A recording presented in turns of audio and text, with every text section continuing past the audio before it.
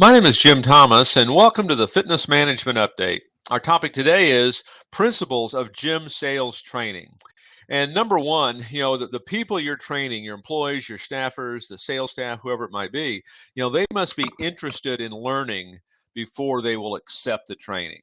And, it may be you made a poor choice on a new hire, which could cause some problems. Maybe you're trying to train personal trainers or front desk or other people on the sales process, and this is what they don't feel they were hired to do. So you have to make sure that the people you're training, they're truly interested in learning. If they're not, it's not going to be a good process for anybody, and certainly other decisions probably have to be made. Next, the training must be done, by a manager, a supervisor, a sales expert, someone who knows the material or someone who's the boss. Okay, you need to have that credibility there. Next, that training must be suited to the individual. And what I mean by that is, we're talking about sales training, and certainly if you're hiring folks, for membership sales, more often than not, if you made the right hire, they're going to be very receptive to this.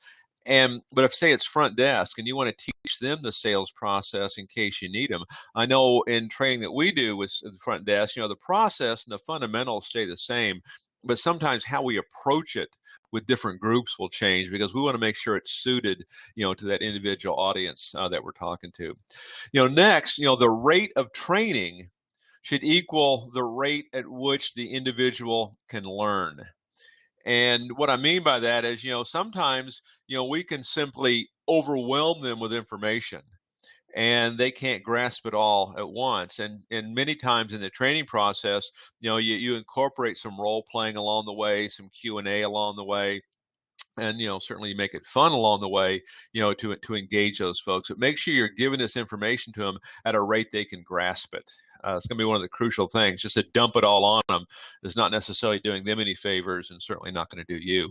Next, your training, it should be planned and scheduled and executed and evaluated in a systematic fashion.